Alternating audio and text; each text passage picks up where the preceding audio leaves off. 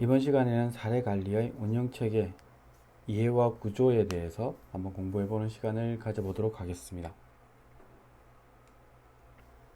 사례관리 운영체계의 이해와 구조를 이해하기 위해서 사례관리 이용자에 대해서, 그리고 사례관리자에 대해서, 그리고 이것을 운영하는 사례관리 운영체계에 대해서 공부하는 시간들을 가지고자 합니다. 사례관리의 구성체계는 크게 네 가지로 구성되어 있습니다. 첫 번째는 도움이 필요한 클라이언트, 즉 사례관리 이용자, 대상자가 되겠고요. 두 번째는 클라이언트의 문제와 욕구를 해결할 수 있는 다양한 자원, 즉 사회자원을 말합니다. 그리고 세 번째는 클라이언트 욕구를 사정하고 이에 근거하여 다양한 사회자원을 찾고 연결하는 사례관리자가 필요할 것이고요. 네 번째는 사례관리 실천을 지원하는 운영체계, 사례관리 전담팀이라든지 사례의, 슈퍼비전 등이 포함될 것이라고 할 수 있습니다. 그림으로 한번 살펴보면 사례관리자가 운영체계 속에 존재하면서 이용자, 대상자의 욕구를 사정하고 그에 맞는 서비스를 제공하는 것들을 진행할 거고, 그것을 이용하기 위해서 한 구성 요소인 사회자원을 어떻게 중개하고 연결하고 조정하고 옹호하는 역할들을 할 것인가를 보여주고 있습니다. 사례관리 이용자는 누구든 될 수 있다라는 질문을 할 수 있는데요. 반은 맞고 반은 틀린 경우가 됩니다. 사례관리 특성을 고려해 볼 때 사회복지사가 만나는 클라이언트 중에 누가 사례관리 이용자가 될 수 있고 사례관리를 통해 최선의 도움을 받을 수 있는지, 그리고 클라이언트는 누구인지, 사례관리가 필요한 클라이언트는 과연 누구인지에 대해서 한번 생각해 보겠습니다. 역사적으로 사례관리 서비스가 필요했던 사람들은 자기 보호의 능력을 상실했거나 상당히 약화된 노인, 신체장애인, 정신장애인, 그리고 아동일 것입니다. 이들은 대부분의 심한 장애나 손상으로 인해 자신이 처한 상황에서 스스로 외부 자원을 찾을 수 없는 사람들이 대부분입니다. 그 중에서 찾았다 하더라도 자신의 욕구에 맞는 서비스를 선택하고 결정하기 위해서 서비스 기관이나 전문가 등과 협상하거나 조정하는 능력이 부족한 경우가 대부분일 것입니다. 요즘 사회복지 현장에서 클라이언트라면 누구나 사례관리가 필요하다고 생각하는 사람들이 많은데 이는 사실과 다릅니다. 어떤 실천 방법은 다른 실천 방법과 차별화되는 나름의 특성과 장점이 있기에 사례관리는 일정한 절차에 따라 적합한 서비스 대상을 선정해야 하는 겁니다. 따라서 사례관리 이용자는 사회복지기관의 모든 클라이언트가 아니라 사례관리 실천 방법을 통해 최선의 도움을 받을 수 있는 사람들이 되어야 합니다. 사례관리 이용자를 클라이언트 및 그 가족이 당면한 문제와 욕구가 복합적이고 만성적이어서 이를 해결하는 데 일부 특정 서비스보다 해당 기관을 포함한 지역의 다양한 서비스와 자원들이 통합적으로 제공될 필요가 있을 때 사례관리가 제공되는 것입니다. 사례관리 이용자는 사회복지기관의 단순 서비스 이용자와 다르다고 할 수 있는 것입니다. 여기서 용어에 대한 정의를 한번 해보면, 정보 이용자, 사회복지 관련 정보의 부족으로 당면한 문제 해결이나 욕구 충족에 어려움을 겪는 클라이언트를 말합니다. 서비스 이용자는 개인과 가족의 기능 강화와 복지 순위 향상을 위해 기관의 단위 서비스를 필요로 하는 클라이언트를 말하게 됩니다. 잠재적 사례관리 이용자는 복합적이고 만성적인 욕구의 문제를 경험하고 있어서 다양한 사회적 지원을 통한 기능 강화와 삶의 질 향상이 필요한 클라이언트로서 지속적인 모니터링을 통해 개입의 적절한 시기와 수준을 고려하는 상태를 말합니다. 사례관리 이용자란 잠재적 사례관리 이용자 중에서 기관이 마련한 사례관리 운영 지침에서 이용자 선정 기준에 부합한 클라이언트로서 기능 강화와 삶의 질 향상을 위한 사례관리의 주요 절차 및 업무 수행 방식에 동의하고 필요한 서비스 계약을 수립한 클라이언트. 계약이 반드시 진행되어야 되는 거죠. 위기 지원 서비스 이용자 같은 경우는 긴급한 사회 자원이 없다면 개인과 가족의 물리적 안전이나 심리, 정서적 안전을 확보하기 어려운 클라이언트로서 단기간의 위기 안정화 조치 이후 필요시 사례관리 이용자로 등록이 가능하다 할 것입니다. 화면에 있는 그림은 사회복지기관의 다양한 클라이언트 중에서 누가 사례관리 이용자가 되어야 하는가를 보여주고 있습니다. 각 대상자의 특징으로 보면 서비스 이용자, 정보 이용자 같은 경우에는 기존 서비스 이용의 적격성을 평가하고 서비스를 정형화하는 부분에 초점을 맞춘다면 사례관리 이용자나 잠재적 사례관리 이용자의 경우에는 클라이언트 욕구를 평가하는 사례관리의 기본이 클라이언트 욕구 파악하고 평가하고 지원하는 거잖아요. 그래서 서비스의 무정형성, 패키지화에 대한 부분, 그리고 가장 중요한 동의, 계약을 확보, 계약이 반드시 진행되어야 된다라는 부분이고요. 이 상위 단계로서는 위기 지원 서비스 이용자로서 클라이언트의 위기 안정화를 위한 특정 서비스의 집중들이 필요하다라는 부분을 이야기하고 있습니다. 사회복지 실천의 맥락에서 보면 원칙적으로 사례관리 이용자와 위기 지원 서비스 이용자를 구분하는 것이 바람직하다 할 것입니다. 하지만 사회복지 현장에서 클라이언트가 위기 상황에서 사례관리 이용자로 선정되어 위기 지원 서비스를 받은 후 이어서 일반 사례 혹은 집중 사례로 분류되어 개입을 지속하는 경우가 많습니다. 따라서 사회복지기관에서 위기 지원이나 긴급 지원의 형태로 사례 관리가 시작되는 경우 단기간의 위기 지원 후 일반 사례 혹은 집중 사례로 계속 개입하는 것은 문제가 되지 않습니다.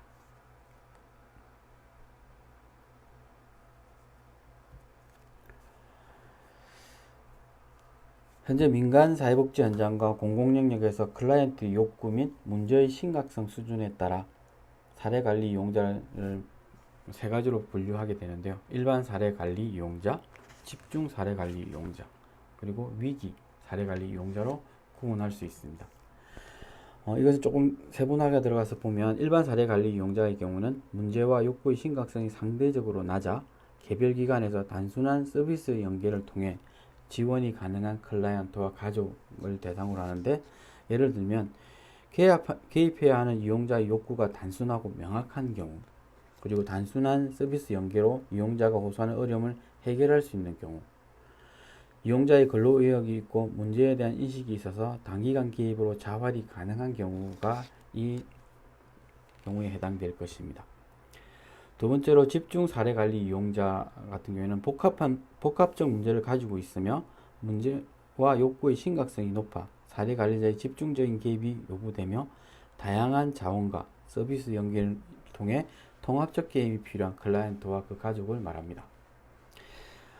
예를 보면 어렸을 때부터 지체계가 미약하여 복합적인 문제를 장기간 갖고 있는 경우, 전문기관의 장기적 개입을 통한 역량 강화 및 지지체계 마련이 필요한 경우, 위기상황이 해소되더라도 연계기관의 개입에 대한 지속적인 모니터링이 필요한 경우, 지역사회의 인적, 물적 자원들로 상황이 호전될 가능성이 있는 경우가 여기에 속한다 할 것입니다.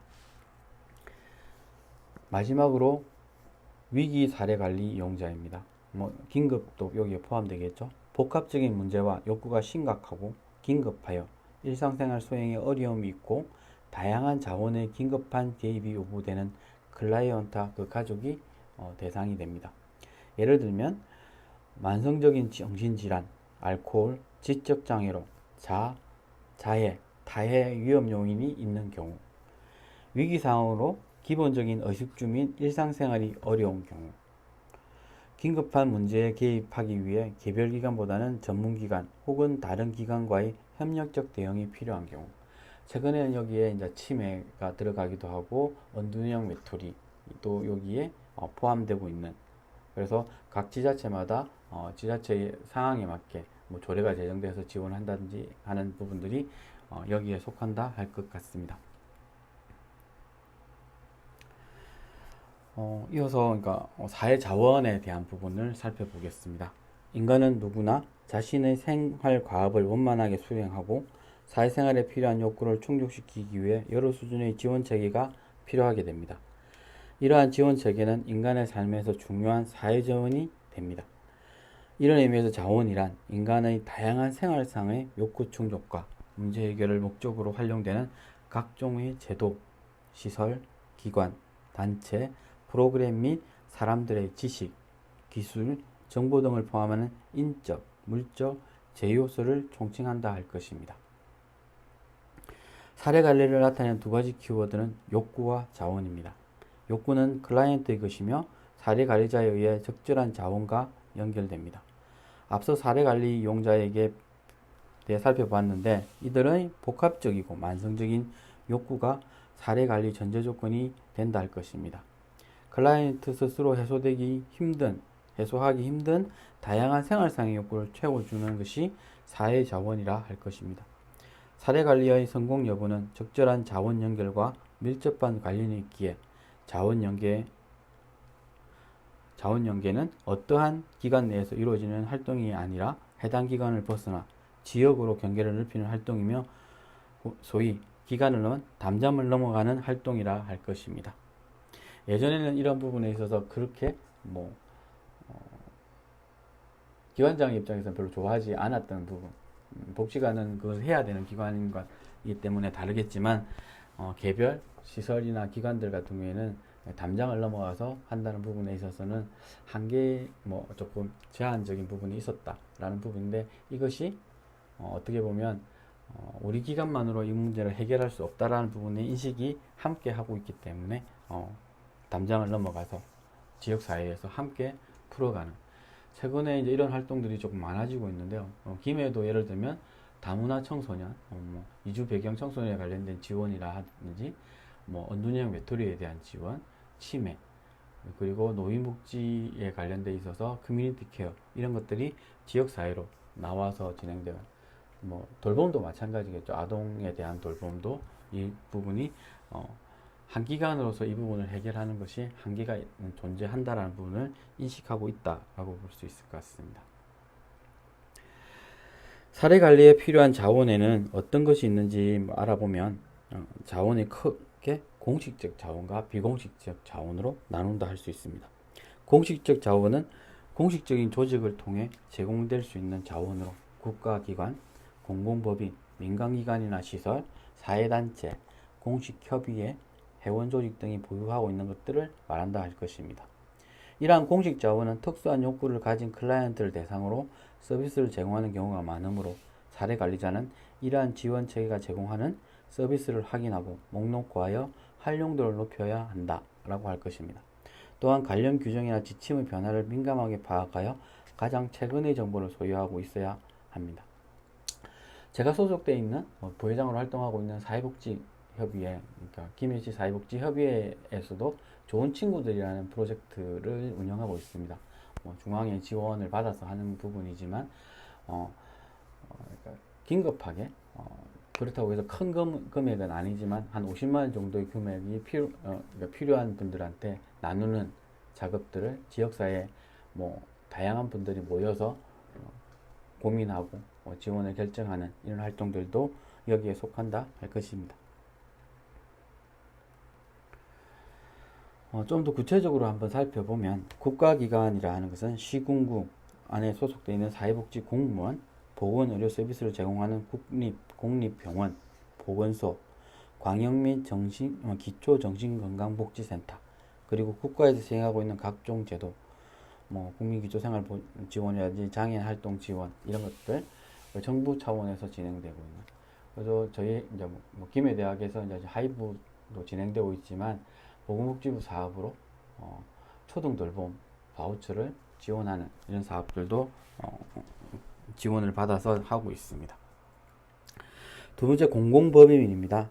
클라이언트의 자립생활이 어려울 경우 시설에서 보호를 받을 수 있는 사회복지 생활시설, 시설에서 보호받지 않고 지역에 거주하면서 각종 사회복지 서비스를 받을 수 있는 사회복지 이용시설, 사회복지기관, 적십자선 등이 공공법인이라 할 것입니다. 직접 지원을 하고 있지 않지만 사회복지 공동모금회, 바보의 나눔, 그리고 기업법인, 기업사회복지법인들도 여기에 속한다 할 것입니다. 민간기관과 시설, 민간기업에서 사회복 정진을 위해 출자하는 기업의 사회복지재단, 민간이 출자하여 운영하는 유료 사회복지 이용시설과 복지기관. 여기 아까 기업이 앞부분에 공공법인이라고 이야기했던 부분이 조금 왔다 갔다 할 수 있는 부분인데요. 기업에서 하는 사회복지 재단 같은 경우에는 뭐 재단법인의 형태도 있을 수 있지만 사회복지법인의 형태도 있습니다. 그래서 이게 공식적인 법인이나 민간 기관이라고 이렇게 분류가 왔다 갔다 할 수 있는 부분입니다. 그리고 민간이 출자하여 운영하는 유료 사회복지 이용시설과 복지 기업 등이 있는데요. 최근에 이런 것들이 조금 많이 일어나고 있죠. 사회적 협동조합이라는 이름으로 기업들이 많이 만들어지고 있고, 제가 운영하고 있는 지프라 협동조합 또한 영리를 목적으로 하고 있지만 보호종료 아동들의 지원, 자립을 지원하는 데 하고 있어 예비 사회적 기업으로 이런 것들을 진행하고 있다라고 말씀드릴 수 있을 것 같아요. 그리고 여러분들이 보는 많은 사회복지 시설들도 여기에 포함되는 거죠. 아동, 청소년, 여성, 장애인, 노인, 총망라한 부분이 여기에 포함된다 할 것입니다. 그리고 사회단체, 사회적 상호작용, 레크레이션, 취미생활, 기능교육 등을 실시하는 YMCA, YWCA, 여성단체 등도 여기에 포함될 것입니다. 그것뿐만이 아니라 최근에는 도시재생으로 해서 마을에 다양한 건물들이 만들어지고 그 속에서 이런 프로그램들을 하는 단체들이 만들어지고 있다라고 보시면 될 것 같아요. 그래서 민간기관과 시설, 사회단체는 성격이 운영주체라는 부분에서 조금 분류되고 하는 부분이 있지만 큰 틀에서는 같이 묶여간다라고 볼 수 있을 것 같습니다. 공식 협의체는 중앙 및 전국에 소재한 사회복지협의회, 그리고 사회복지사협회, 사회복지관협회, 각종 사회복지시설협회, 여성단체협의회, 지역사회보장협의체, 최근에는 읍면동 지역사회보장협의체도 만들어지고, 그리고 각종 위원회 속에 복지에 관련된 조직들이 분과 형태로도 진행되고 있는 이런 형태에서 협의체들, 그리고 각 부분별 지역아동센터는 지역아동센터, 학대 피해 아동심tum쉼터, 노인 이런 것들, 노인단체, 기관, 시설 이런 것들이 막론되는 조직들이 만들어지고 있고 활동을 하고 있습니다. 회원 조직 부분을 보면 의사회, 약사회, 변호사회, 각종 공제회, 노인회 등 여기에 자원의 형태를 갖추고 있다라고 말씀드릴 수 있을 것 같습니다.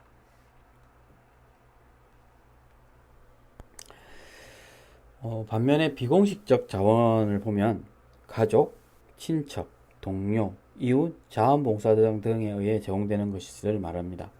이 같은 자원들은 개인적인 연주나 배경 혹은 사람들 사이의 정과 이타적 동기, 선행에 기반해 형성되는 특징이 있습니다.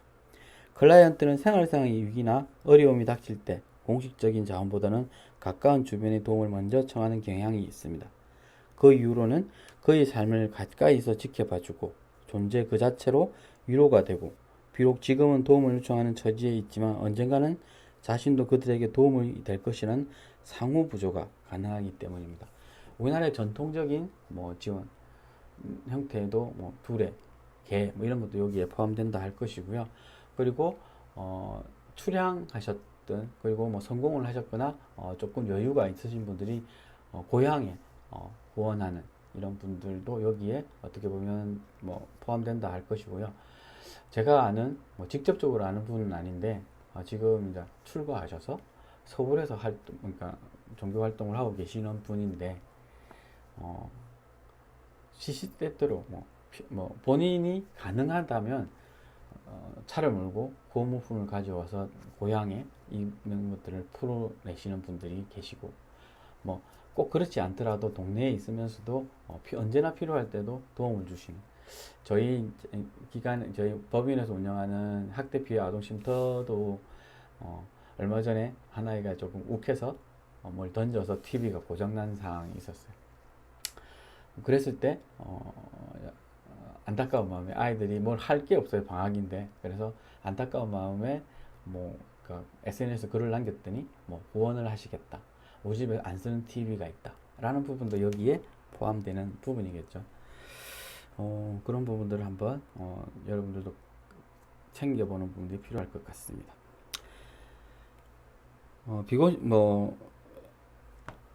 여기에 현재 이제 민간 사회협정 현재나 공공영역에서 이루어지는 비공식적 자원들을 한번 살펴보면 일상생활 지원 부분에 있어서는 가사, 식사, 위생 지원 서비스, 이불 세탁 지원 서비스, 병행 동행 및 연계, 가사 지원 서비스, 청소, 그리고 공공요금 지원, 무료 집수리 업체 연결 이런 것들이 많이 이루어지고 있죠. 특히나 이제 독거 어르신들의 생활 지원을 위한 집수리도 이루어지고 있고, 아까 얘기했듯이 이제 좋은 친구들 같은 경우는 가장 많이 오는 것 중에 하나가 전기요금, 가스요금을 못 내서 단전됐을 때 지원을 요청하는 경우들이 많습니다. 직접 금액으로 지원하는 것이 아니라 대납 형태의 부분으로 지원하는 부분이 있고요. 그리고 의료비 지원입니다. 여기서 긴급 의료비 지원 사업과 연계해서 위기 및 난치성 질환 지원 사업, 재활치료, 보호장구 지원, 간병 및 치료비 지원. 더 나아가서는 갑자기 단어가 생각 안 나는데, 죽음을 임종을 앞두신 분들의 소원을 들어드리는 이런 것들도 여기에 포함될 것 같습니다.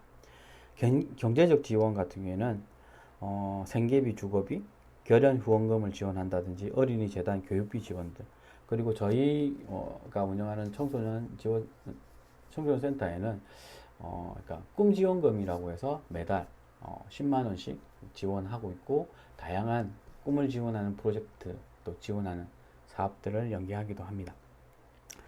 요양 및 돌봄 지원, 가사 지원, 외출 동행, 요양보호사 파견 서비스, 아동청소년 쉼터, 출산 및 산후조리 지원, 그리고 최근에는 어떻게 보면 보호출산제 이런 개념들도 여기에 포함된다 할 것입니다. 주거 지원 같은 경우는 주거 환경 개선, 임대주택, 이사 지원, 장단기 임시거처 제공 등이 여기에 속한다 할 것입니다. 학대 피해 아동 쉼터도 여기에 어떻게 보면 포함되겠죠. 문화 및 여가 지원, 각종 문화 프로그램 참여 지원 등도 여기에 되고요. 법률 지원을 보면 법률 소송, 인권보호, 생활법률 상담 등이 속한다 할 것입니다.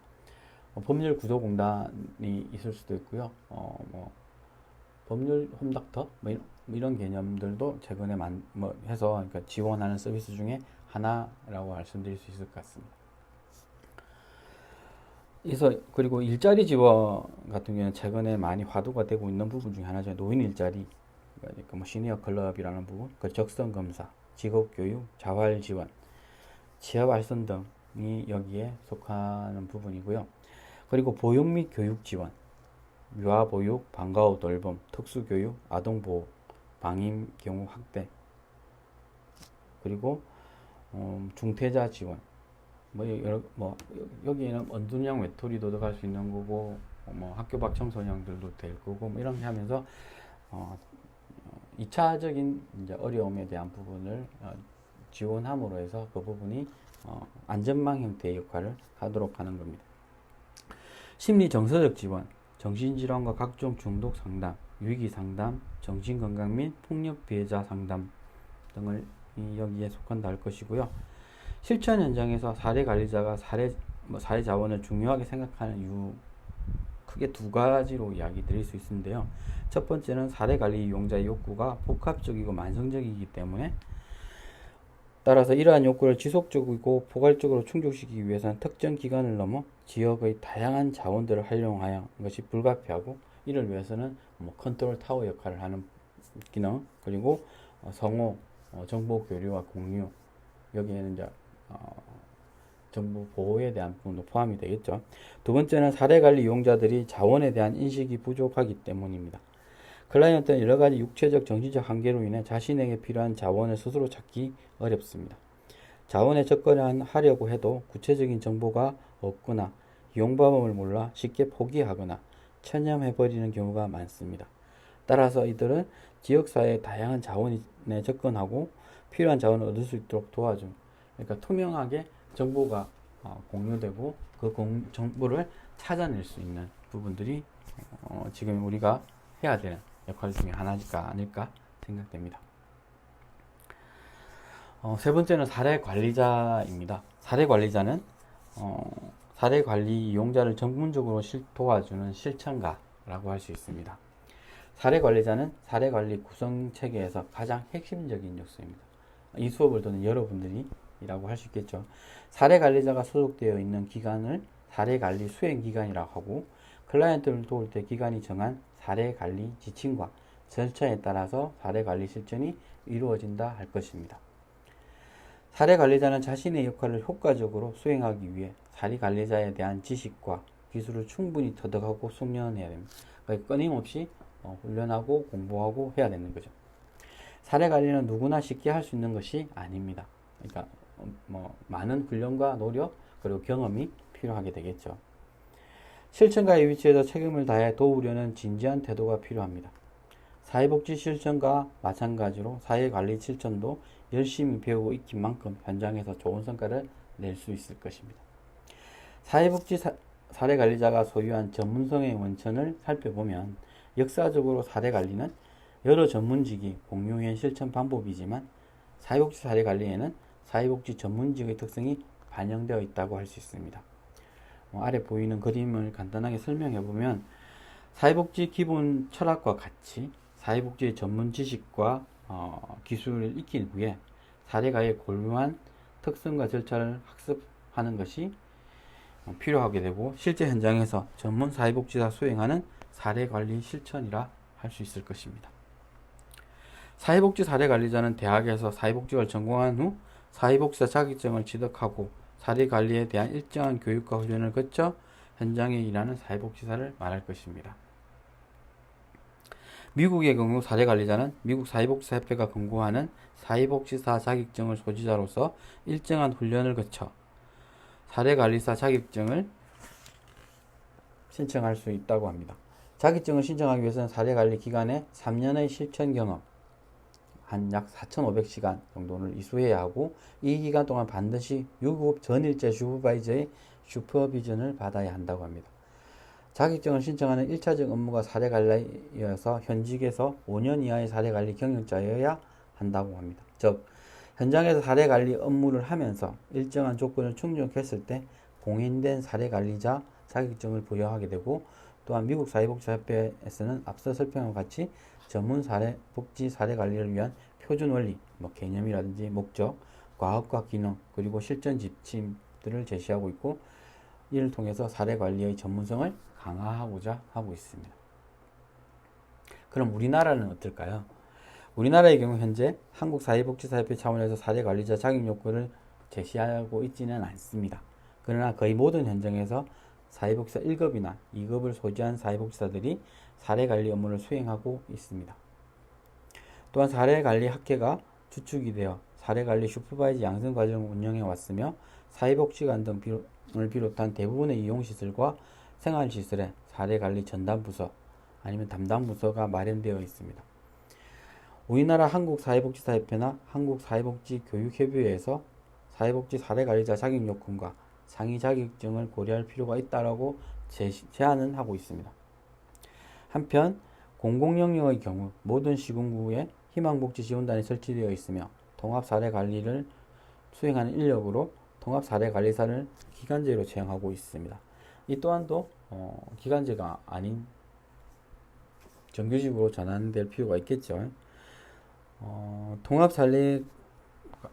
사례관리사의 응시 자격과 업무 내용들을 한번 연결해서 보면 응시 자격은 사회복지사 1급 자격을 취득한 후 사회복지 분야 근무 경력이 2년 이상이 있거나 사회복지사 2급 자격을 취득한 후 사회복지 분야 근무 경력이 4년 이상 그리고 정신건강사회복지사 2급 이상 자격을 취득한 후 사회복지 혹은 보건 분야의 근무 경력이 2년 이상의 인자 그리고 간호사 면허증을 취득한 후 사회복지 분야 혹은 보건 분야 근무 경력이 2년인 부분으로 응시 자격을 두고 있습니다. 그러면 통합사례관리사가 어떤 일을 하게 되는지 한번 살펴보면 지원 대상자에 대한 상담, 지도 및 사회보장에 대한 욕구를 조사하게 되고요. 두 번째는 서비스 제공 계획의 수립과 그에 따른 사회보장 급여 및 서비스의 연계가 업무의 한 영역이고요. 보장기관과 민간, 법인, 단체, 시설 등이 제공하는 서비스에 관리하고 점검하는 부분. 그리고 그 밖에 통합 사례 관리에 필요한 사항으로 보건복지부 장관이 정하는 사항 등이 여기에 속한다 할 것입니다. 그럼 현장에서 사례관리자의 모습은 어떠한 모습으로 비춰지고 있을까요? 사례관리자는 제너럴리스트인지 스페셜리스트인지 이런 논점들이 많이 이제 있는 것도 사실입니다. 사회복지 영역에서 사회복지사를 제너럴리스트, 일반 실천가로 볼 것인가, 스페셜리스트, 전문 실천가로 볼 것인가에 대한 논점은 계속 진행되고 있는 거죠. 제너럴리스트로서의 사례관리자는 사례관리 이용자인 클라이언트 욕구를 사정하고 서비스 계획을 세우며 자원을 연계하고 조정하는 활동을 전반적으로 관리하게 되고요.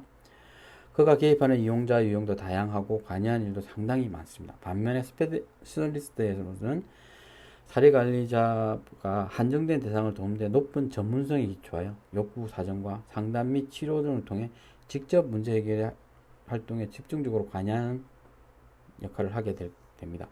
우리나라 상황에서는 각 현장의 특성과 차이를 모두 고려하기는 힘들겠지만 대체로 사회복지 1차 현장과 생활시설에서 제너럴리스트, 학제 간 팀워크가 강조되는 2차 현장에서는 스페셜리스트가 요구되고 있는 것이 사실입니다. 그럼 사례관리자의 사례량이 많아야 하는지 아니면 적어야 하는지에 대한 부분도 한번 생각해 보겠습니다. 이는 주어진 여건에서 사례량과 개입 수준은 반비례하게 됩니다. 사례량이 많아진다면 접촉 빈도도 줄어들 뿐더러 지원하는 부분이 줄어들겠죠. 다시 말해서 사례량이 많으면 개입의 수준이 낮아질 수 있고 적으면 개입 수준이 높아질 수 있다라고 설명할 수 있을 것 같습니다. 최근에 사례관리가 다양한 실천 분야를 확대되고 사회복지 시설 평가 등에서 점차 중요한 평가지표로 반영되면서 현장에서 사례복지사들이 몇 사례를 다루고 있는지, 서비스 이용자의 수를 어떻게 유지하고 있는지에 대해 관심이 커지고 있는 것 또한 사실입니다. 이에 대한 정확한 답안은 존재하지 않습니다. 개인의 역량도 있을 거고 기관의 역량도 있을 거고 어떻게 보면 이 사례관리 대상자의 역량, 기능도 에 따라서 달라질 수 있는 부분이기 때문에 사례수는 그야말로 기관의 인적, 물적 여건에 따라 달라지기 때문입니다. 사례관리자가 여러 명이어서 기관 서비스를 이용하는 모든 사람을 사례관리 이용자로 선정하려는 시도는 적절하지 않다고 할 수 있습니다. 더욱이 사례관리자가 한 명이어서 도움이 꼭 필요한 대상을 임의로 제외하는 것도 바람직하지 않다 할 것입니다. 기관의 여건과 상황을 고려하되 사례관리가 필요한 클라이언트를 일반 사례, 집중 사례, 위기 사례로 구분하여 사례관리자의 개입 수준을 조절하는 것이 좋다고 할 것입니다. 예를 들어 개입의 정도가 높은 집중 사례의 경우 한 명의 사례관리자가 20사례 이상 개입하면 더 이상 전문성을 발휘할 수 없는 것이 있다고 하는 것이 보편적인 상황일 것입니다. 제가 예전에 이제 지역아동센터에 근무할 때 이 부분이 좀 논란이 되긴 했어요. 그때 당시에 저와 직원 한 명, 사회복지사 한 명이 총 2명이서 근무할 때인데 아동은 29명이었습니다.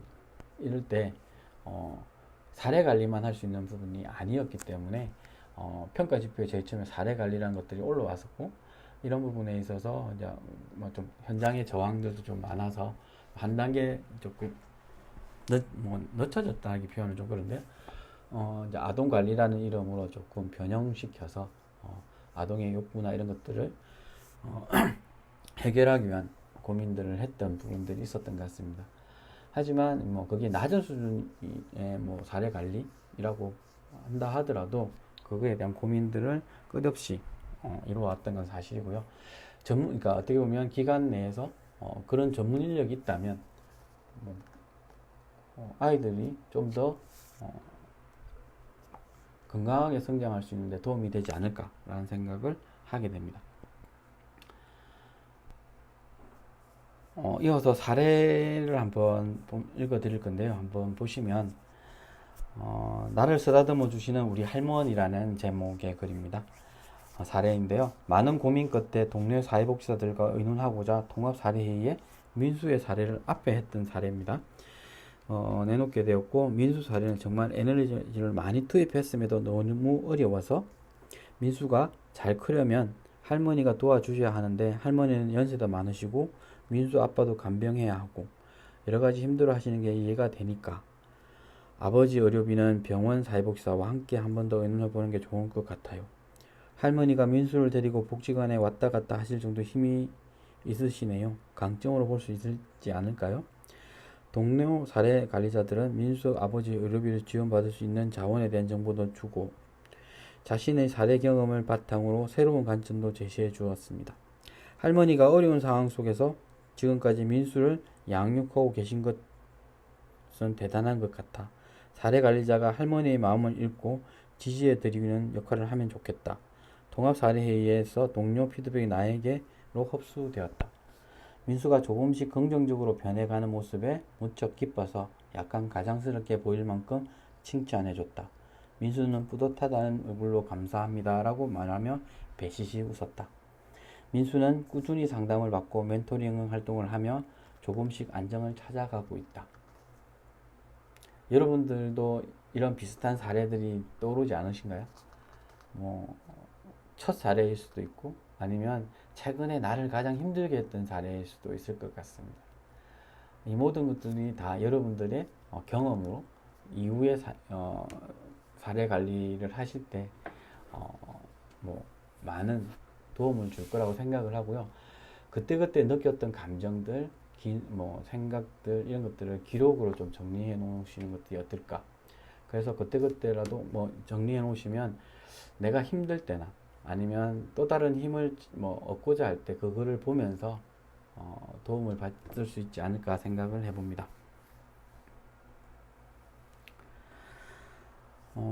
다음으로 사례관리 운영 체계에 대해서 공부해 보도록 하겠습니다. 사례관리 운영 체계는 어떤 면에서 도움을 줄까요? 크게 세 가지 정도로 이야기하고 있습니다. 첫째는 사례관리 실천의 수준을 향상시키는 데 도움을 줍니다. 사례관리자가 개인적인 실천 역량이 있다 하더라도 운영체계가 잘 갖춰 있지 않으면 그 역량을 제대로 발휘할 수 없고 반대로 운영체계가 안정적으로 구축되어 있다면 사례관리자의 개인적 역량보다 효과적으로 발휘할 수 있는 전반적인 실천의 수준도 향상될 수 있습니다. 두 번째, 사례관리의 간접적인 서비스 기능을 활성화하는 데 도움을 줍니다. 자원 연계와 자원 개발, 서비스 조정과 점검 따위의 간접적인 서비스 기능은 사례관리의 핵심적 기능으로 사례관리자 개인의 역량만으로는 효과적으로 이루어지기 어렵습니다. 이는 기관 단위의 사례회의를 통해 혹은 지역 단위의 통합사례회의나 통합 네트워크를 통해 활성화할 수 있습니다. 세 번째는 사례관리자들의 전문성 향상에 도움을 준다는 것입니다. 사례관리 운영체계인 기관 내부와 외부의 사례관리팀 활동 및 각종 사례회의는 사례관리자들의 실무 역량을 끌어올릴 수 있는 좋은 기회가 될 것입니다. 이러한 활동은 사례관리자들의 적절한 자격 요건이 그리고 교육훈련, 슈퍼비전, 윤리적 성찰 등을 통해서 보다 전문적인 실천으로 향상될 수 있습니다. 사례관리 운영체계란 사례관리 실천 과정을 뒷받침하는 지원체계 혹은 수행구조라 할 수 있습니다. 현장에서 사례관리자들이 정해진 절차와 과정에 따라 사례관리를 실천하려고 하면 운영체계의 구축과 지원이 필수적이라 할 수 있습니다. 현장에서 필요한 사례관리 운영체계로는 사례관리 전담팀, 사례회의, 슈퍼비전 등이 있습니다. 전담팀 구성이 쉽지는 않겠죠. 기관의 인력이 많다라면 모르겠지만 사회복지 현장이 어떻게 그렇습니까? 첫 번째 사례관리 전담팀을 한번 보면 사례관리 수행기관은 내부에 사례관리 전담팀을 구성하고 그 팀을 기반으로 사례회의를 진행해야 합니다. 기관 내부 사례관리팀은 기본적으로 사례관리팀장과 2인 이상의 사례관리자를 구성하게 됩니다. 필요한 경우 기관 내부의 다른 실전가들이 참여할 수 있고 사례관리팀장의 자격은 기관 유형이나 업무 특성에 따라 달라질 수 있으나 대체로 3년 이상의 현장 경력을 갖춘 가능하면 사례관리 업무 경력이 더 좋겠죠. 사회복지사가 맡는 것이 바람직합니다. 팀장은 사례관리 업무 매뉴얼이나 지침을 구비해야 하며 사례관리 업무를 수행하면서 기관 내 다른 부서와 협력을 도모하고 사례관리자에게 상시적인 슈퍼비전을 제공하게 됩니다. 팀장과 팀원은 모든 사례관리에 대한 기본교육을 이수해야 하며 필요시 보수교육을 통해 전문성을 유지하는 노력을 해야 할 것입니다.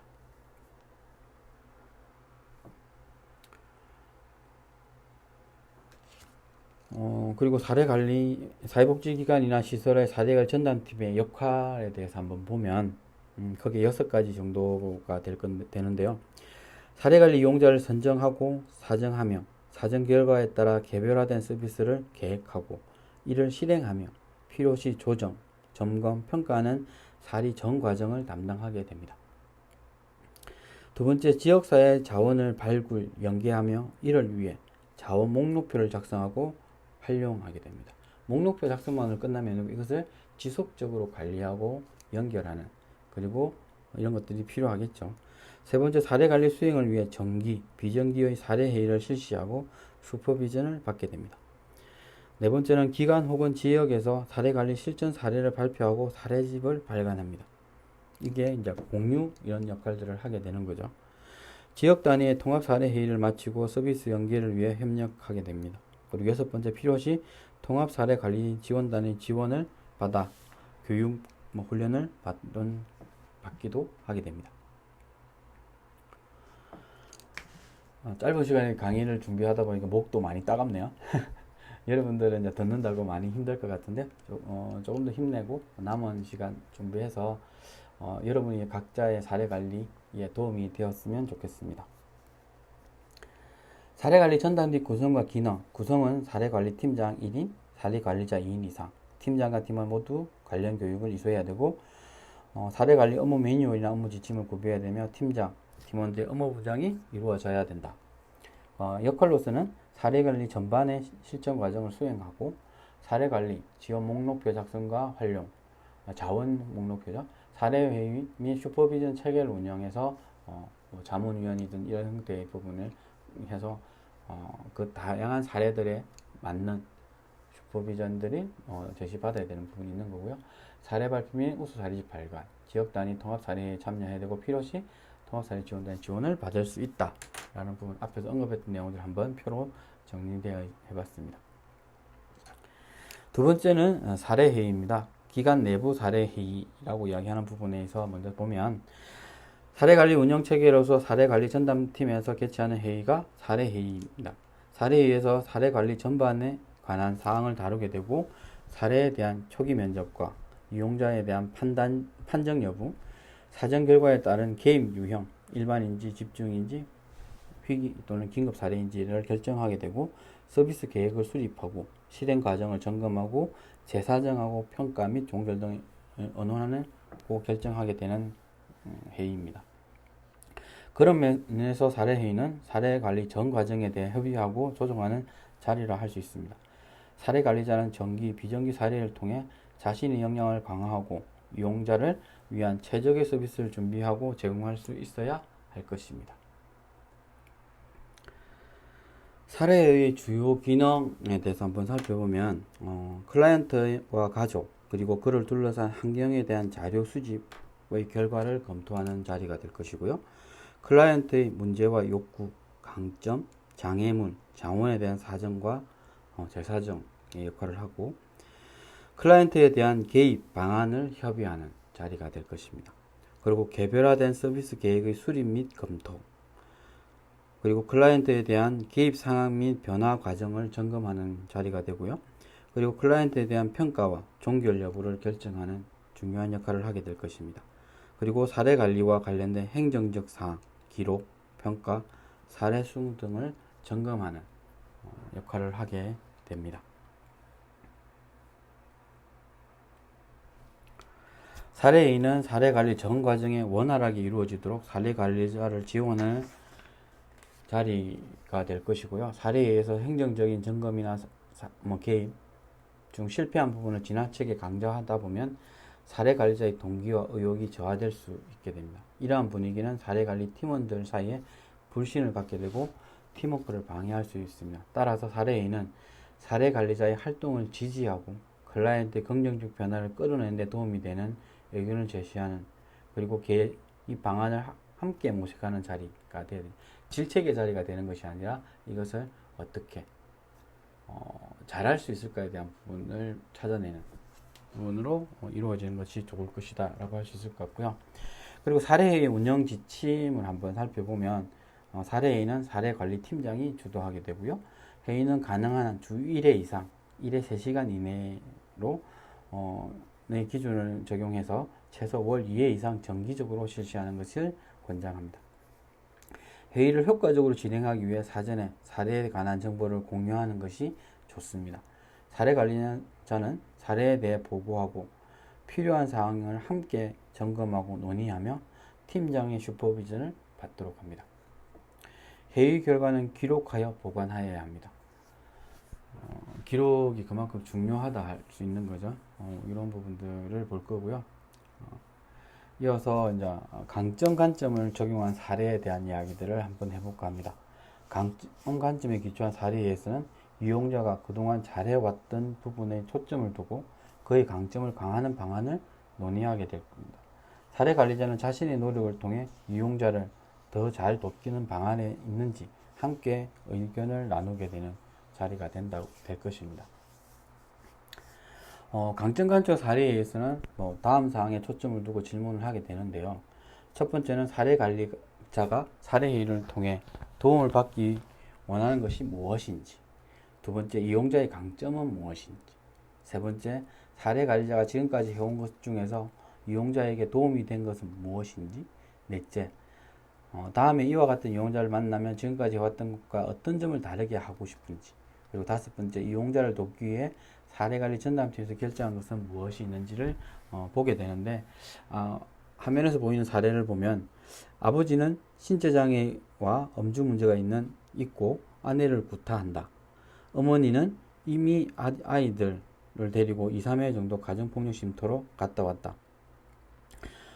그곳에 얼마 있다가 다시 집으로 돌아오는 악순환을 반복하고 있는 거고, 가정폭력 전문가는 이러한 상황에서 부모가 같이 아이를 키우는 것이 어렵다고 했으나 부모는 둘 다 무슨 일이 있어도 키우겠다고 하고 있다. 이 과정에서 할머니가 경제력을 가지고 있는데 할머니는 가정폭력 사실을 강하게 부인하면서 사례관리자를 만나기를 거부하고 있다.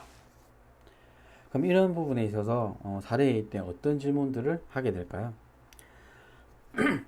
이 시간을 통해 어떤 것을 알게 되면 앞으로 사례 관리를 진행하는 데 도움이 되겠는지, 그리고 그동안 가족에게 잘해온 것은 무엇인지, 이런 것들을 한번 짚어보는 시간들이 있어야 될 것 같고요.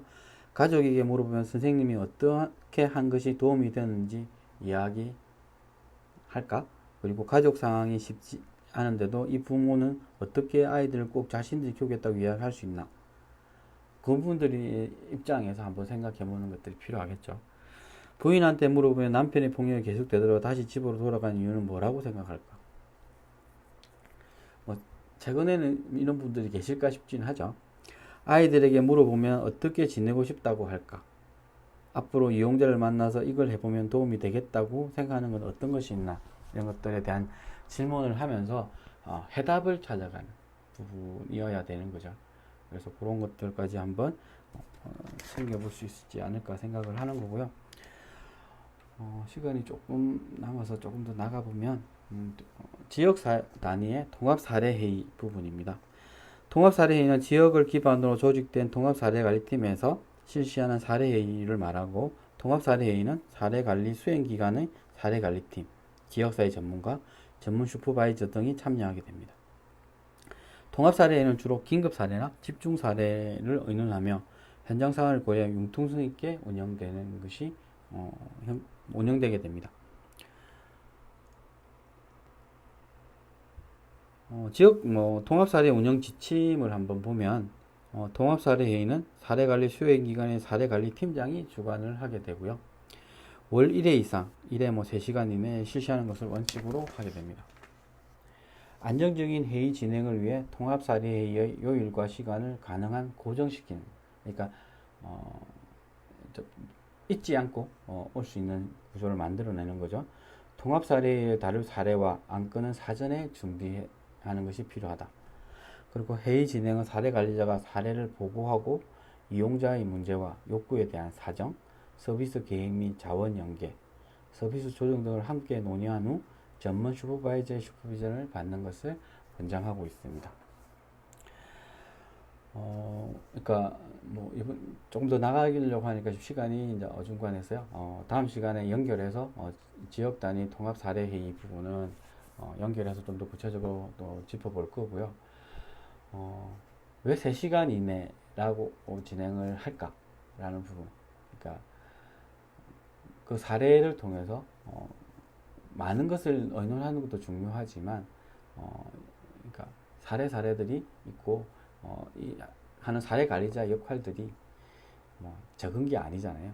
한 사례를 가지고 이렇게 깊게 한다고 했을 때까지는 어려움들이 반드시 존재하기 때문에 이것들을 이야기하는 거고, 사전에 준비한다는 것은 그 시간을 이제 불필요한 시간들을 뭐 줄이겠다라는 부분도 함께 이야기되는 겁니다. 그래서 그리고 전문 슈퍼바이저라고 이야기하는 언제라도 그러니까 슈퍼비전을 받을 수 있는 구조들도 만들어 놓는 것들이 필요하지 않을까 생각합니다. 다음 시간에 좀 더 구체적으로 더 이야기하도록 하겠습니다.